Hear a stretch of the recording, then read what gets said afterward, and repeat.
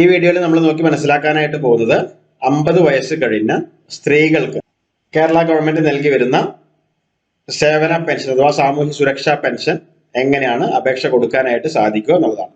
അതിനായിട്ട് നമ്മൾ വെൽഫെയർ പെൻഷന്റെ വെബ്സൈറ്റിലോട്ട് വന്ന ശേഷം ഇ ഫയലിംഗ് എന്നുള്ള ഭാഗമാണ് ആദ്യം തന്നെ ക്ലിക്ക് ചെയ്യേണ്ടത്. ഇവിടെ നമ്മൾ ആദ്യം തന്നെ പുതുതായിട്ട് രജിസ്റ്റർ ചെയ്യാനുള്ള ഒരു ഓപ്ഷൻ ഭാഗത്ത് ക്ലിക്ക് ചെയ്ത് കൊടുക്കുക. അപേക്ഷിക്കുന്ന ആളുടെ പേര്, mobile number, email I D എന്ന് പറയുമ്പോൾ അത് ജെനുവിൻ ആയിരിക്കണം, യാതൊരു നിർബന്ധമില്ല. എന്തെങ്കിലും ഒരു ഇമെയിൽ ഐ ഡി കൊടുക്കുക. ഫോർ എക്സാമ്പിൾ അപേക്ഷന്റെ പേര് കൂട്ടി @gmail.com എന്ന് ടൈപ്പ് ചെയ്ത് കൊടുക്കുക.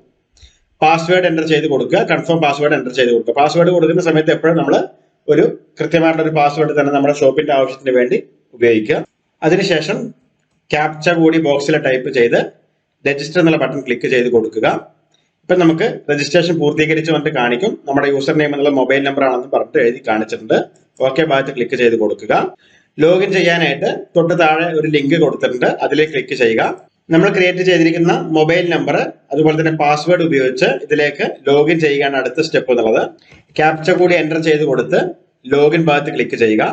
അടുത്തായിട്ട് നമ്മൾ ചെയ്യേണ്ടത് ഇവിടെ അപ്ലിക്കേഷൻ എന്ന ഭാഗത്ത് ക്ലിക്ക് ചെയ്യുക. ന്യൂ പെൻഷൻ എന്നുള്ള ഭാഗത്ത് ക്ലിക്ക് ചെയ്ത് കൊടുക്കുക. ജില്ല സെലക്ട് ചെയ്യുക. പ്രാദേശിക സർക്കാർ ഗ്രാമപഞ്ചായത്ത് ആണെങ്കിൽ ഗ്രാമപഞ്ചായത്ത് സെലക്ട് ചെയ്ത് കൊടുക്കുക. പ്രാദേശിക സർക്കാരിന്റെ പേര് സെലക്ട് ചെയ്ത് കൊടുക്കുക. പെൻഷൻ തരം എന്നുള്ള ഭാഗത്ത് ഇവിടെ 50 വയസ്സ് കഴിഞ്ഞ അവിവാഹിതരായ വനിതകൾക്കുള്ള പെൻഷൻ എന്നുള്ള ഭാഗത്ത് സെലക്ട് ചെയ്ത് കൊടുക്കുക. നെക്സ്റ്റ് ഭാഗത്ത് ക്ലിക്ക് ചെയ്ത് കൊടുക്കുക. അടുത്തത് ആധാർ ഓതന്റിക്കേഷൻ ആണ്. ആധാർ നമ്പർ ടൈപ്പ് ചെയ്ത് കൊടുക്കുക. സ്റ്റേജ് 2 എന്നുള്ള ഭാഗത്ത് ക്ലിക്ക് ചെയ്ത് കൊടുക്കുക. അടുത്തായിട്ട് ആധാർ കാർഡിൽ രേഖപ്പെടുത്തിയിരിക്കുന്നത് പോലെ പേര് ടൈപ്പ് ചെയ്ത് കൊടുക്കുക. സെയിം ആധാർ കാർഡിൽ എന്താണോ രേഖപ്പെടുത്തിയിരിക്കുന്നത് അതുപോലെ തന്നെ ആയിരിക്കണം പേര് ടൈപ്പ് ചെയ്ത് കൊടുക്കേണ്ടത്. അതേ എന്നുള്ള ബോക്സിൽ ടിക്ക് കൊടുക്കുക. ഓതന്റിക്കേറ്റ് എന്നുള്ള ബോക്സിൽ ക്ലിക്ക് ചെയ്ത് കൊടുക്കുക. ആധാർ ഓതന്റിക്കേഷൻ സക്സസ്ഫുൾ എന്ന് കാണിക്കും. നമ്മൾ കൊടുത്തിരിക്കുന്ന ഡാറ്റ കറക്റ്റ് ആണെങ്കിൽ മാത്രമേ സക്സസ്ഫുൾ ആയിട്ട് വരുള്ളൂ. അതിനുശേഷം നമുക്ക് കുറച്ച് ഓപ്ഷനുകളാണ്.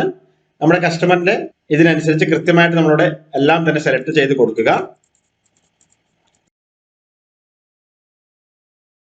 സേവ് ആൻഡ് നെക്സ്റ്റ് എന്നുള്ള ബട്ടൺ ക്ലിക്ക് ചെയ്ത് കൊടുക്കുക. അടുത്തതായിട്ട് വ്യക്തിയെ സംബന്ധിക്കുന്ന വിവരങ്ങളാണ് നമ്മൾ കൊടുക്കേണ്ടത്. ഇവിടെ മലയാളത്തിലും ഇംഗ്ലീഷിലും ടൈപ്പ് ചെയ്ത് കൊടുക്കാനായിട്ട് ആവശ്യപ്പെട്ടിട്ടുണ്ട്. ആ ഒരു സ്ഥലങ്ങളിൽ എന്തൊക്കെയാണോ പറഞ്ഞിരിക്കുന്നത് ഈ സ്റ്റാർ കാണിച്ചിരിക്കുന്ന ഭാഗങ്ങളെല്ലാം തന്നെ നമ്മൾ പൂരിപ്പിച്ച് കൊടുക്കേണ്ടതാണ്. അത് കൃത്യമായിട്ട് കൊടുക്കുക. ഇവിടെ വയസ്സ് എന്നുള്ളത് മാറ്റിയിട്ട് ജനന തീയതി നമുക്ക് അവൈലബിൾ ആണെങ്കിൽ അത് കൊടുക്കുന്നതാവും ഉചിതം. വാർഡ് നമ്പർ ടൈപ്പ് ചെയ്യുക. വാർഡിന്റെ പേര് ടൈപ്പ് ചെയ്ത് കൊടുക്കുക. ഹൗസ് നമ്പർ ടൈപ്പ് ചെയ്ത് കൊടുക്കുക. അതുപോലെ തന്നെ അഡ്രസ്സ് കാര്യങ്ങൾ മലയാളത്തിലും ഇംഗ്ലീഷിലും ടൈപ്പ് ചെയ്ത് കൊടുക്കുക. പോസ്റ്റ് ഓഫീസ് സെലക്ട് ചെയ്യുമ്പോൾ ഓട്ടോമാറ്റിക് ആയിട്ട് പിൻകോഡ് അവിടെ വരുന്നതാണ്. അപേക്ഷന്റെ മൊബൈൽ നമ്പർ എൻ്റർ ചെയ്ത് കൊടുക്കുക. അതിനുശേഷം സേവ് ആൻഡ് നെക്സ്റ്റ് എന്നുള്ള ഭാഗത്ത് ക്ലിക്ക് ചെയ്ത് കൊടുക്കുക. അടുത്തത് വിതരണത്തിനായിട്ട് തിരഞ്ഞെടുക്കുന്ന രീതിയാണ്. അത് ബാങ്ക് അക്കൗണ്ട് ആണെങ്കിൽ ബാങ്ക് അക്കൗണ്ട് ഡീറ്റെയിൽസ് കംപ്ലീറ്റ് ആയിട്ട് നമ്മളോട് കൊടുക്കേണ്ടി വരും. ഇനിയല്ല ഡയറക്റ്റ് ഹോം ആണെങ്കിൽ അത് സെലക്ട് ചെയ്ത് കൊടുക്കുമ്പോൾ നമുക്ക് മറ്റുള്ള ഡീറ്റെയിലുകളൊന്നും നമ്മൾ എൻ്റർ ചെയ്ത് കൊടുക്കേണ്ട ആവശ്യമില്ല. സേവ് ആൻഡ് നെക്സ്റ്റ് ഭാഗത്ത് ക്ലിക്ക് ചെയ്ത് കൊടുക്കുക. അടുത്തത് അപേക്ഷകർ എത്ര കാലമായിട്ട് കേരളത്തിൽ താമസിക്കുന്നു എന്നുള്ള ഒരു ഓപ്ഷനാണ്. അത് സെലക്ട് ചെയ്ത് അല്ലെങ്കിൽ ടൈപ്പ് ചെയ്ത് കൊടുക്കുക. BPL ലിസ്റ്റിൽ ഉണ്ടോ എന്നുള്ള സെലക്ട് ചെയ്ത് കൊടുക്കുക. അതുപോലെ തന്നെ പ്രായം തെളിയിക്കുന്ന സർട്ടിഫിക്കറ്റിന്റെ രീതിയിൽ എന്താണ് നമ്മൾ ഹാജരാക്കിയിരിക്കുന്നത് അത് ഇവിടെ സെലക്ട് ചെയ്ത് കൊടുക്കുക. ബർത്ത് സർട്ടിഫിക്കറ്റ് ആണ് ബർത്ത് സർട്ടിഫിക്കറ്റ്. ഇനി എല്ലാ മെഡിക്കൽ ഓഫീസർ സാക്ഷ്യപ്പെടുത്തിയ വയസ്സ് തെളിയിക്കുന്ന രേഖയാണെങ്കിൽ അത്, പാസ്പോർട്ട് ആണെങ്കിൽ പാസ്പോർട്ട് സെലക്ട് ചെയ്ത് കൊടുക്കുക. അടുത്തായിട്ട് വിവാഹിത അല്ല എന്ന് തെളിയിക്കുന്ന സർട്ടിഫിക്കറ്റ് ഹാജരാക്കിയിട്ടുണ്ടോ എന്നുള്ളതാണ്. നിർബന്ധമായിട്ട് നമ്മൾ ഹാജരാക്കിയിരിക്കണം. വരുമാന സർട്ടിഫിക്കറ്റ് എത്രയാണുള്ളത് അല്ലെങ്കിൽ വരുമാനം എത്രയാണുള്ളത് അത് ടൈപ്പ് ചെയ്ത് കൊടുക്കുക. വരുമാന സർട്ടിഫിക്കറ്റ് ഹാജരാക്കിയിട്ടുണ്ടോ എന്നുള്ള ചോദ്യമാണ്. അത് നമ്മൾ നിർബന്ധമായിട്ടും ഹാജരാക്കിയിരിക്കണം. സർട്ടിഫിക്കറ്റ് നമ്പർ എൻ്റർ ചെയ്ത് കൊടുക്കുക. സർട്ടിഫിക്കറ്റ് ഇഷ്യൂ ചെയ്ത ഡേറ്റ് സെലക്ട് ചെയ്ത് കൊടുക്കുക. ഏത് വില്ലേജ് ഓഫീസറാണ് ഇഷ്യൂ ചെയ്തത് സെലക്ട് ചെയ്ത് കൊടുക്കുക. സേവ് ആൻഡ് നെക്സ്റ്റ് ഭാഗത്ത് ക്ലിക്ക് ചെയ്ത് കൊടുക്കുക. അടുത്തതായിട്ട് ഇതിലേക്ക് ആവശ്യമുള്ള ഡോക്യുമെന്റുകളാണ്.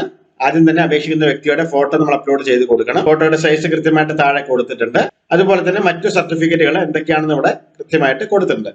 ഒന്ന് വിവാഹിത അല്ല എന്ന് തെളിയിക്കുന്ന സർട്ടിഫിക്കറ്റ്, വരുമാനം തെളിയിക്കുന്ന സർട്ടിഫിക്കറ്റ്, പ്രായം തെളിയിക്കുന്ന certificate, Aadhaar card, ration card എന്നീ ഇത്രയും കാര്യങ്ങളാണ് നമ്മൾ ഇതിലേക്ക് അപ്ലോഡ് ചെയ്ത് കൊടുക്കേണ്ടത്. പ്രായം തെളിയിക്കുന്ന സർട്ടിഫിക്കറ്റ് 2 ഭാഗത്ത് വന്നിട്ടുണ്ട്. നമുക്ക് ഇവിടെ തന്നെ അപ്ലോഡ് ചെയ്ത് കൊടുത്താൽ മതിയാവും. ഇത്രയും കാര്യങ്ങൾ നമ്മൾ കൃത്യമായിട്ട് PDF അപ്ലോഡ് ചെയ്ത് കൊടുക്കും. ഫയലുകളെല്ലാം തന്നെ കൃത്യമായിട്ട് അപ്ലോഡ് ചെയ്ത ശേഷം സേവ് ഭാഗം ക്ലിക്ക് ചെയ്യുക. ഇപ്പോൾ നമുക്ക് അപേക്ഷ എൻട്രി പൂർത്തീകരിച്ചിരിക്കുന്നു എന്ന് കാണിക്കും. ഓക്കെ ഭാഗത്ത് ക്ലിക്ക് ചെയ്യുക. ഇവിടെ വെരിഫിക്കേഷൻ റിപ്പോർട്ട് എന്നൊരു ബട്ടൺ കാണിക്കും. അതിന് മുകളിൽ ക്ലിക്ക് ചെയ്യുക.